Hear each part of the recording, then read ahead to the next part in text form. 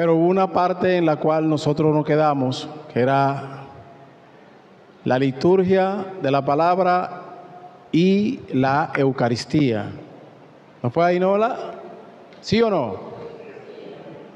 Entonces, esto es un recordatorio. No se preocupen por escribir, que eso se le va a entregar a cada uno de ustedes. Lo primordial es prestar atención para poder. Hablábamos de los colores litúrgicos, que era la diversidad de colores, la vestidura, la sagrada, pretenden expresar con más eficacia aún exteriormente tanto el carácter propio de los ministros de la fe que se celebran como el sentido progresivo de la vida cristiana. En el transcurso del año litúrgico, la vestidura litúrgica, hablábamos también de lo que es la liturgia en la misa, la vestimenta, todo eso. ¿Se recuerdan que hablábamos sobre la procesión cuando los ministros vienen en procesión? Hay un punto que es bueno siempre resaltar, que no lo hablamos en la otra clase, pero sí lo vamos a hablar ahora. Es cuando viene la procesión, es bueno que el fiel se ponga así. ¿Por qué? Porque va a ver a quién va a entrar, porque si el fiel se queda así, entonces no tiene sentido. Entonces es bueno que, yo sé que lo hacen, no es que yo estoy diciendo que, no, yo sé que hay muchas personas que lo hacen. ¿Por qué? Porque ya en ese momento, ya es un momento de solemnidad, ya es un momento en el cual vienen los ministros a celebrar la palabra de Dios. Fíjense, estos son los temas que vamos a dar esta noche. Liturgia en la misa, la pastoral litúrgica, utensilio sagrado. La procesión ya hablamos, los ritos finales. Fíjense en algo aquí. Y bueno que eso nosotros hablamos sobre lo que es el saludo, la despedida y el beso en el altar. Ya eso nosotros lo hemos hablado, ¿sí o no?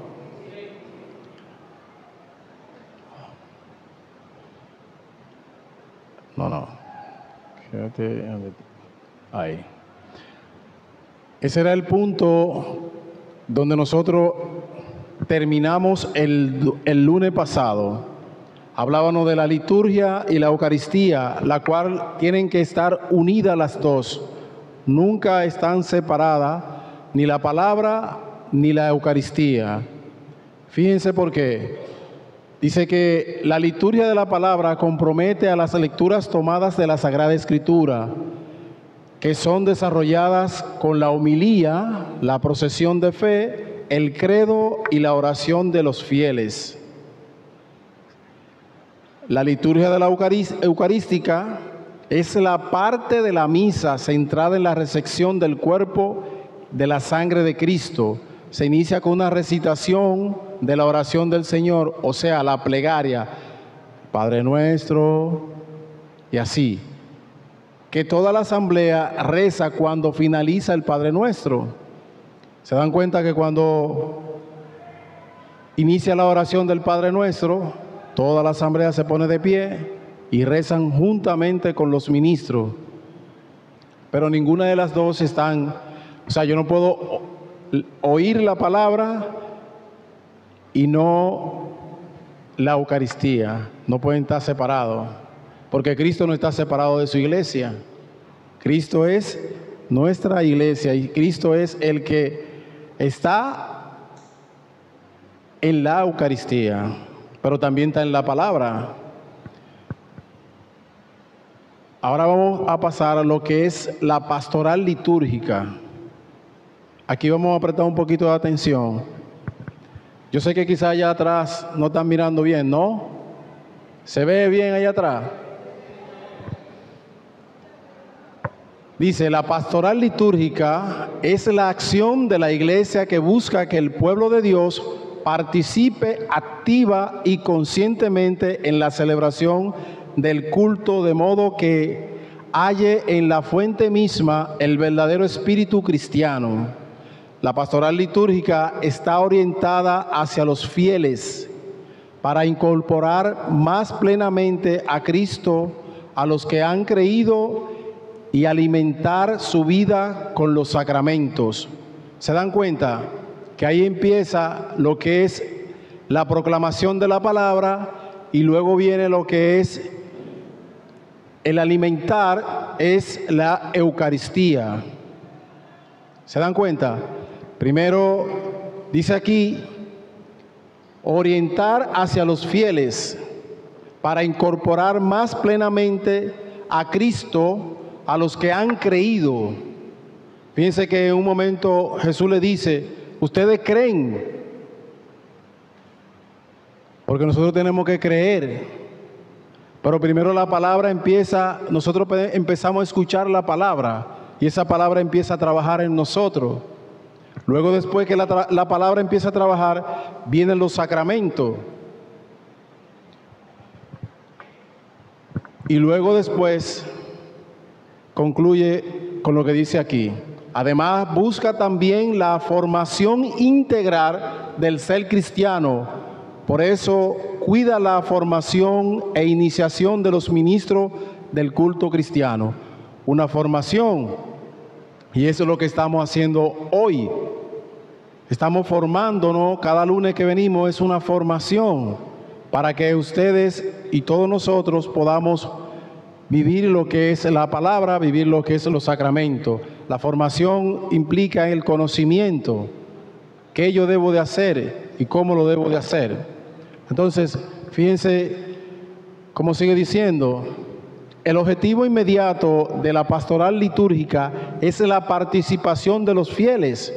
Muchas veces se llama, como ahora, se llama para la formación, se llama para que el pueblo de Dios se forme y pueda entender el misterio de Dios.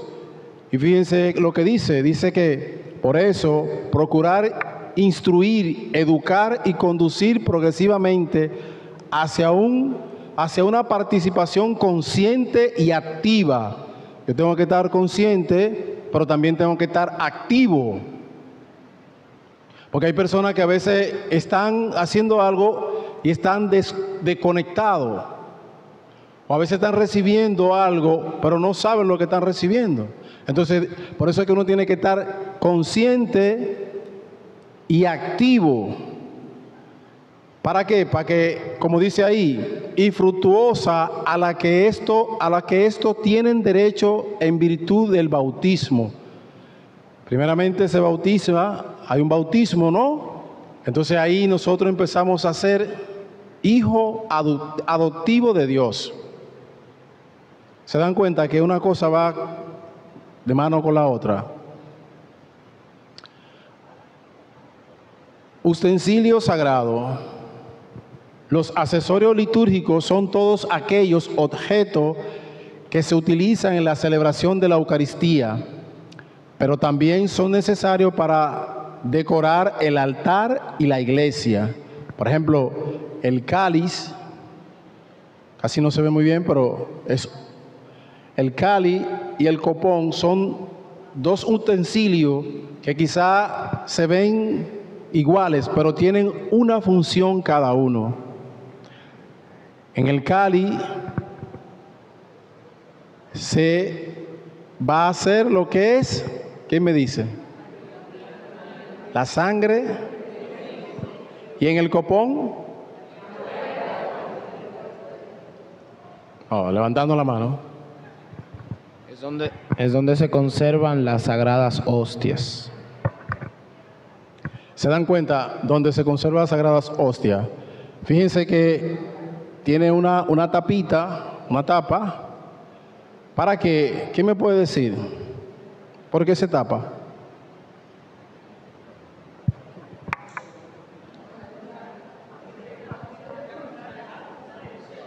¿Por qué? Están consagradas. Y también para que no se tropeen, esa es la palabra, no se tropeen. Entonces, fíjense, la definición del cáliz. Se trata de un recipiente de forma de copa con una apertura ancha.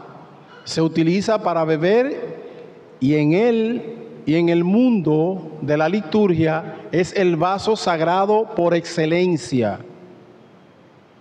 ¿Se dan cuenta?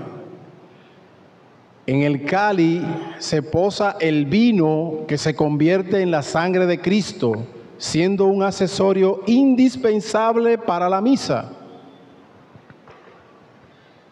Tanto el cáliz como el copón son dos utensilios inseparables en cada misa, inseparables. El copón se conserva las sagradas hostias que se emplean en las ceremonias de culto, como la Eucaristía. Se trata de un vaso con copa, con tapa, y hoy en día tiene una estatura menor que el cáliz para poder distinguirlo. ¿Por qué? Porque si aquí están los dos iguales al mismo nivel, entonces sería un poquito, o no confuso, sino un poquito como que no tiene un poco de lo que es la divinidad. Exacto. Entonces, fíjense aquí, el corporal es un paño o un lienzo, como dicen. Por tanto, el corporal como paila son lienzos donde se coloca el cáliz y la patena durante la Eucaristía. Voy a hacer pregunta más adelante. Aquí tenemos lo que es las crismeras. Fíjense, vaso que se emplea para guardar los aceites que son solemnemente consagrados por los obispos el Jueves Santo.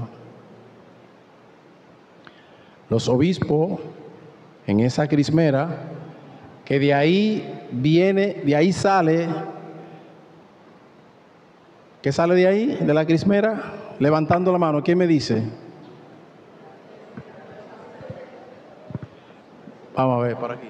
Los aceites que van a ser utilizados en los diferentes ritos. Así es. Entonces, fíjense. Adelante.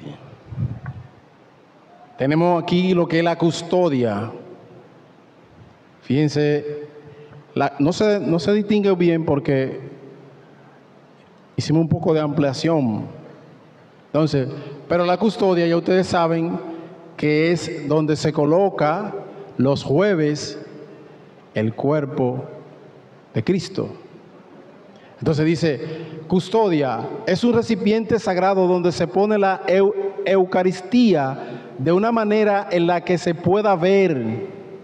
De esa manera se puede adorar.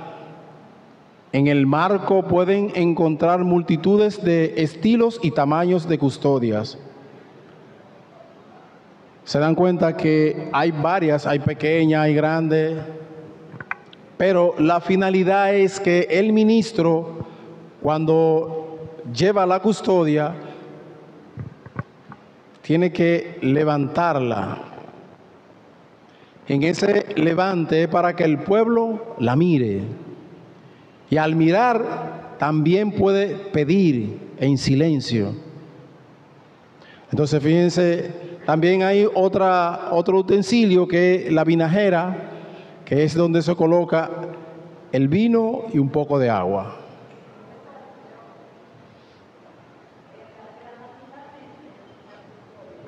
Un momentito, espera.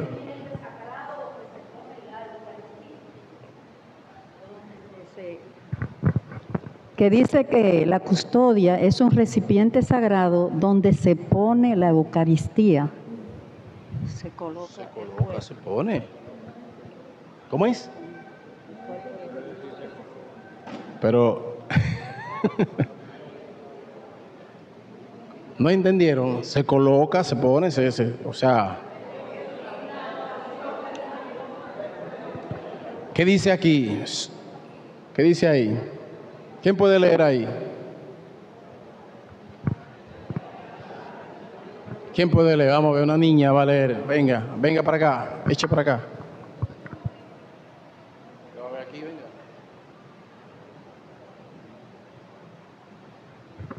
¿Cuál de los dos?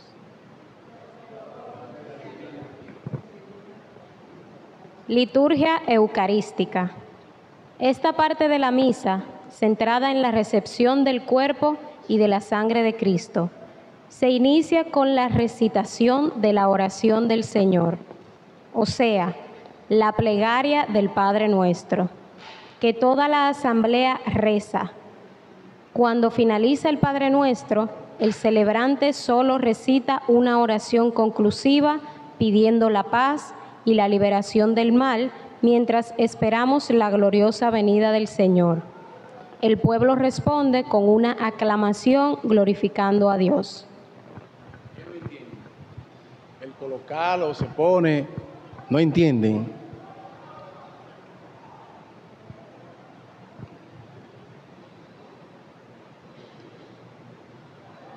No quedamos en la vinajera. Dice, la vinajera son 2 jarritas pequeñas donde se coloca el agua y el vino necesario para una misa.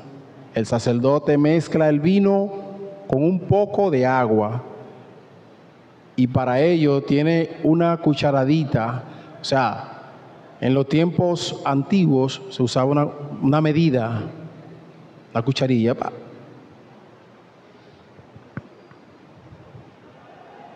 Incensario. El incensario, ya ustedes saben, cuando hay solemnidad, también en la custodia, también se utiliza el incensario. Dice, es un pequeño bracelillo metálico suspendido en el aire, sujetado por unas cadenas que se utilizan para quemar el incienso e incenciar la iglesia. Así el incienso es aquella resina que produce un aroma muy agradable al arder. Se utiliza para manifestar la adoración y simboliza la oración que sube hasta Dios. Cuando Zacarías e Isabel iban al templo, ya eso estaba, el incienso. Incenciaban el altar, porque a veces la gente cree que es un humo simple. No, eso tiene un sentido divino. Entonces, por eso es que dice ahí, se utiliza para manifestar la adoración y simboliza la oración que sube a Dios. La patena, bandeja pequeña, generalmente dorada, donde se deposita la hostia durante la celebración eucarística.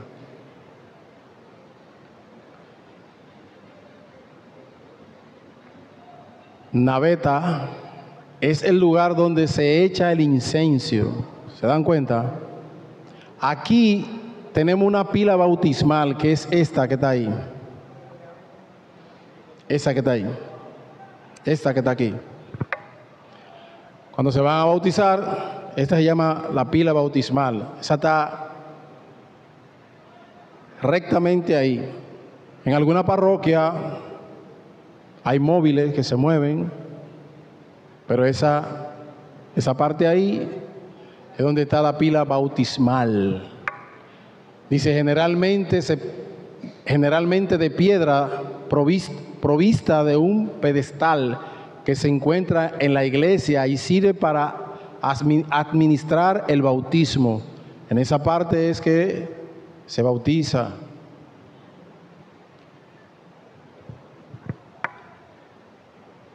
El báculo, el leccionario.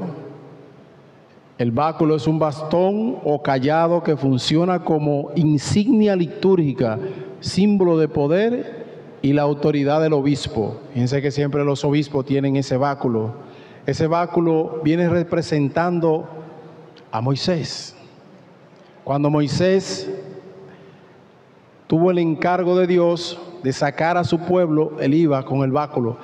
Y cuando el pueblo aclamaba a Moisés, que tenían sed de agua, con ese báculo es que Moisés toca. ¿Y tocó cuántas veces? ¿Cuántas veces? 2. ¿Por qué Moisés tocó 2 veces? Dice que aquí, ¿qué? Era una sola vez que tenía que tirarlo, pero él se molestó y tocó 2. Dice que se molestó. ¿Quién más dice? ¿Por qué tocó? Enojado. Dice que estaba enojado. ¿Quién más por aquí? Tuvo soberbia. Y entonces, en vez de, como Dios le había dicho, que le hablara a la roca, y él lo que hizo fue que le porpique con la comunidad, porque lo estaban fustigando mucho. Entonces, él se llenó de ira y no obedeció la palabra de Dios. Y entonces le dio golpe a la roca cuando Dios le dijo, háblale a la roca. No obedeció la palabra. ¿Escucharon lo que dice el hermano? Es importante, por eso es que a veces dicen, pero ¿y esto? No, es importante. Cada cosa tiene su significado y nosotros estamos aquí para aprender todos nosotros. El leccionario contiene todas las lecturas usadas en la Eucaristía y otras celebraciones litúrgicas a hacer acuerdo de cada año. Está el ciclo A, está el ciclo B, el ciclo C, A, B y C. ¿En qué tiempo está ahora mismo el leccionario? Levantando la mano. No, tú te lo sabes. ¿En qué tiempo estamos? Estamos en el tiempo ordinario, pero el leccionario es el A. Estamos en el ciclo A. Es importante ver los ciclos porque en cada ciclo hay 1 o 2 evangelistas. En este ciclo A, los días de semana está el evangelio de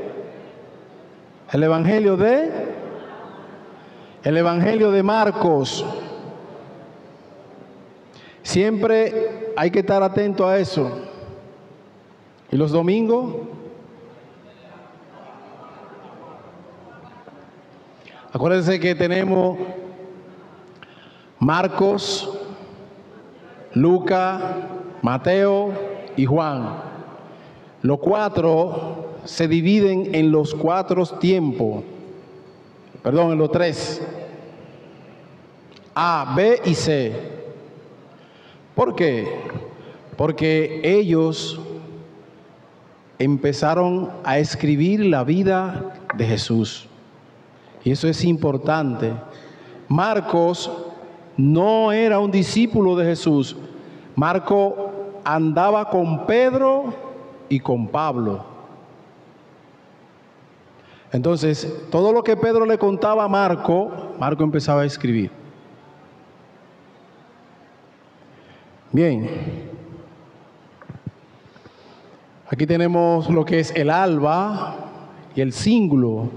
Dice que el alba es una prenda larga de lino blanco que se utiliza en los ritos cristianos por el sacerdote, el diácono y los demás ministros en el altar. En diferentes celebraciones religiosas se llama así por su color blanco y proviene de la túnica tarías romanas. Entonces, ¿qué quiere decir eso? Que esa alba blanca significa, ¿quién recuerda eso?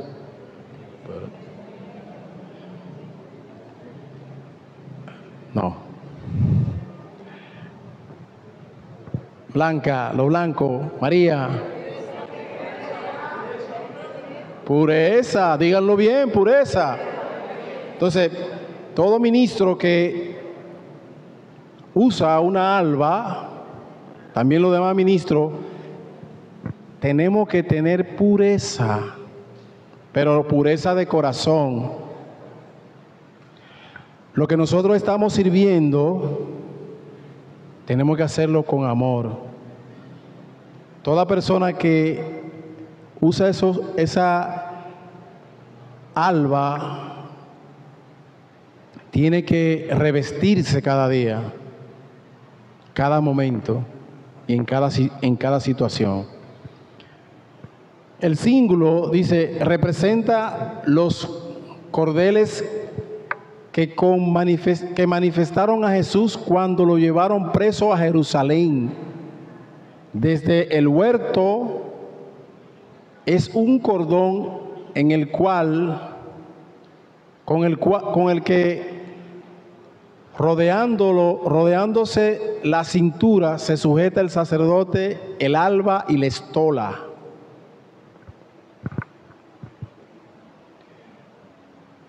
¿Entienden eso? La pregunta la vamos a hacer ahora. Dale, ya terminó.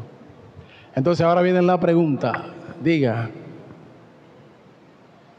Lo que pasa es que yo me quedé con una duda cuando usted estaba explicando los 4 evangelios de Marcos a Pedro. Siempre tengo la duda, ¿por qué si Pedro fue tan importante en la vida de Jesús?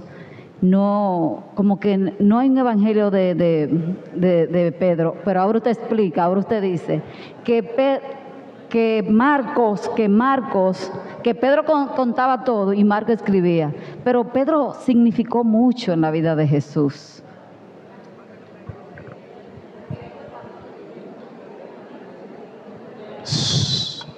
Silencio, silencio. Es importante lo que ella acaba de decir, pero si usted se da cuenta, hay carta de Pedro, perdón. Pero Dios es el que sabe. Porque Dios nos llama y nos va capacitando. A veces pensamos, por eso fue que Jesús le dice a él, me parece que en el Evangelio, antes de finalizar la Pascua, fíjense que Pedro se fija en Juan. ¿Y qué le dice Pedro? ¿Qué le dice Jesús? No era un boche.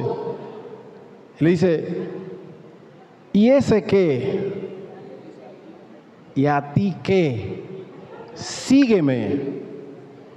O sea, fíjense, el seguimiento de Jesús es un proceso en el cual nosotros tenemos que ser manso. Pero a veces nosotros nos fijamos en que el hermano, en que por allí. No, nosotros tenemos una misión, cada uno tiene una misión.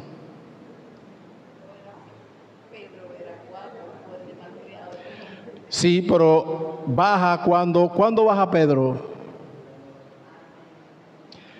Cuando Jesús le dice, Pedro, ¿me amas? Se recuerda las 3 veces que lo niega, pero también hace la misma pregunta a Jesús. En la última que le dice, Señor, ahí es que Pedro baja. Señor, tú sabes que yo te quiero y tú lo sabes todo. Le está dando la grandeza y el poder a Jesús. Y eso es lo que nosotros tenemos que practicar día a día. Porque yo sea diácono, yo no vengo aquí de que no, yo no sé, ustedes son, yo aprendo de ustedes. ¿Por qué? Porque el que quiera hacerse grande, que se haga pequeño. Todos somos hijos de Dios y todos tenemos una misión, lo que tenemos que descubrirla. Bien, ¿quién más? Oh, sí, ahora mismo. Venga usted. Buenas noches. Yo me quedé, profesor, con una inquietud de el incenso,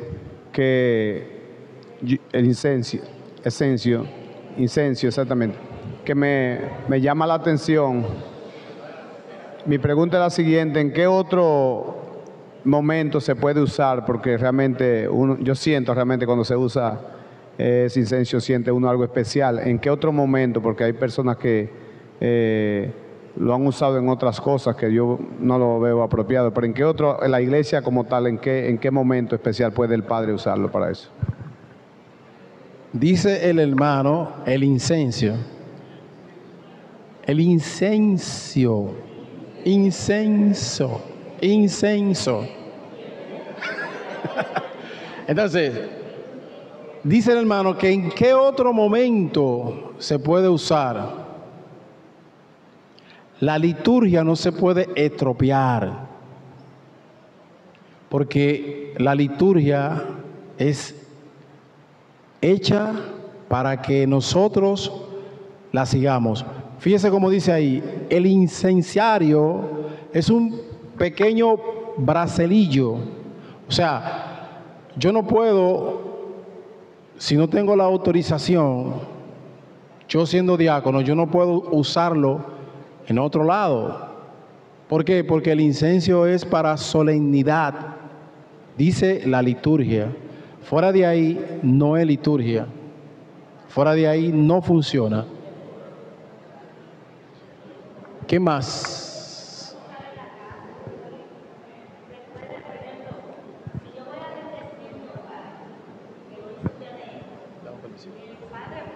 Me dijo, ¿tiene incienso? Y le busqué y los 31 no prenden la casa. Hay un día en que uno quiere orar, yo lo hago. Prendo incienso y le digo, Señor, que suba mi oración como el incienso. O sea, yo no creo que, o sea, en la iglesia sí hay una solemnidad, pero uno puede usarlo. Usted acabó de decir algo muy importante. Ay, perdón. Usted dijo que le preguntó al Padre. Ahí, por él te preguntó, o sea, prácticamente, él te está cediendo el permiso.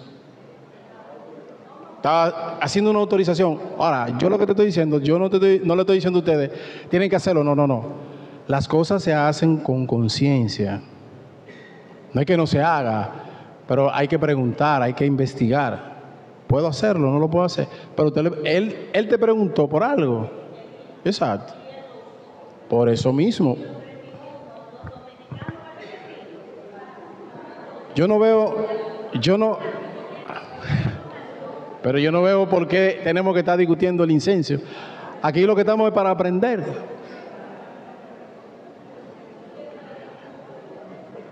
Vamos a ver, pregunta aquí, pregunta allí, casi me voy.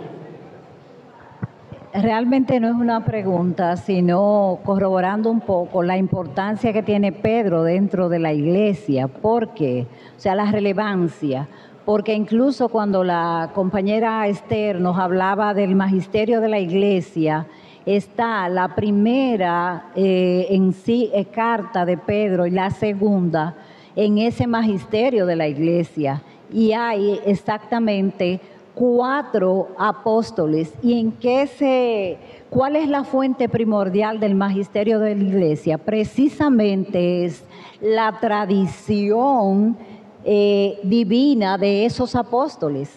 Entonces, además, otro detalle, y es que, ¿qué indicó que el hermano me dijo cuando yo decía la expresión?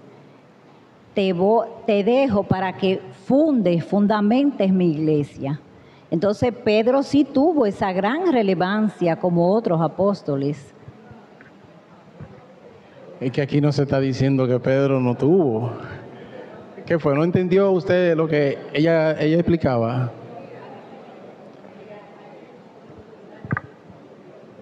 Señores, tengo toca un tiempo. Como Pedro fue tan importante para la iglesia grande, tú eres Pedro, sobre esta piedra edificaré mi iglesia. ¿Por qué primera de Pedro y segunda de Pedro? Explíqueme eso en el tiempo. Por favor. Primera carta y segunda carta. Primera carta y segunda carta. Mira, Pedro es elegido el primer papa. Hay que estar claro en eso. Es el que guía la iglesia. Por eso es que Jesús le dice, sígueme. Y por eso es que Jesús le dice, sobre ti edificaré mi iglesia, no las iglesias. Mi iglesia. O sea, hay que tener cuenta con eso. Nosotros estamos aquí porque queremos aprender. Entonces, estamos para eso. Bien, ¿quién no entiende otra cosa?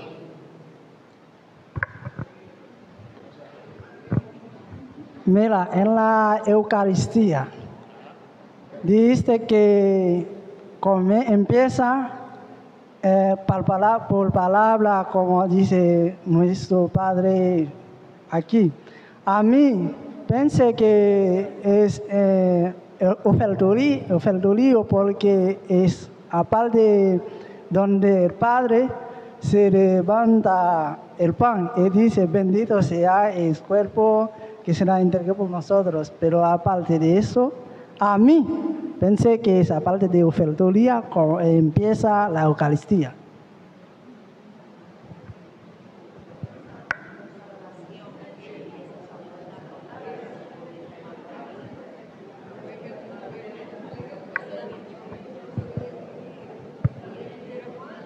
Por ahí es que yo voy. Lo que pasa es que se ha hecho, o sea, se ha tratado como de salir del tema.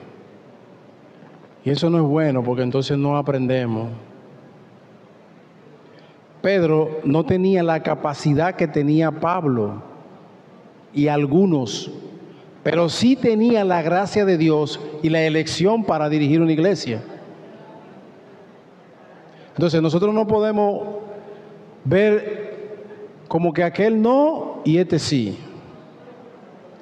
Todos somos hijos de Dios. Pedro no era letrado, pero dirige nuestra iglesia, porque Dios,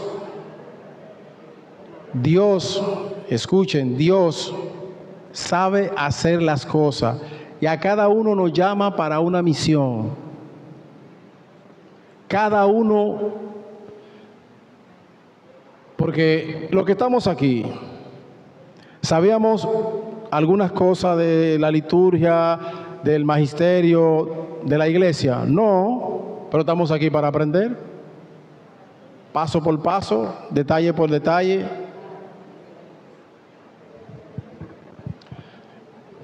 Ya con esta pregunta me voy.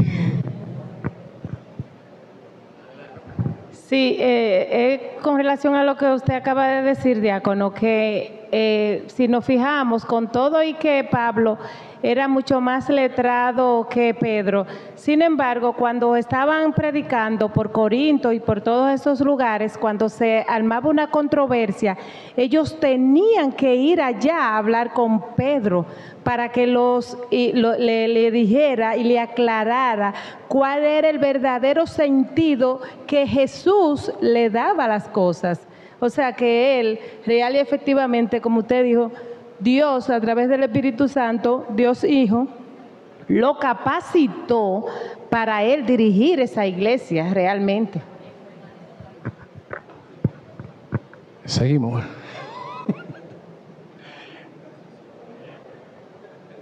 Ave María Purísima. Bueno, Pedro está adelante. Buena, yo quiero, ¿no faltó algo de la vestimenta? Lo que lleva encima, faltó. Sí, lo que pasa es que si yo agarro y empiezo a hacer todo, no le voy a dar paso al segundo tema. Son 6 lunes, detalle por detalle, poco a poco. Se quedó abierta la pregunta de por qué 3 ciclos y 4 evangelistas. Ahí usted sabe que hay 3 ciclos los bíblicos, A, el B y el C. Estamos en el ciclo A. Y usted dijo que se debe a y estaba dividiendo los ciclos por los evangelistas. Muy importante. Yo dije, o sea, se habló aquí sobre los 3 ciclos. Atiendan aquí. El A, el B y el C. Yo dije que en esos 3, en cada uno de esos, hay un evangelista. Estamos ahora en el ciclo A, en la semana está el Evangelio de Marcos y también se añade lo que es el Antiguo Testamento. Pero eso nosotros lo vamos a ver más adelante porque ya el tiempo se me ha cumplido. Nada, desearle muchas gracias y seguimos avanzando, seguimos aprendiendo. Bien.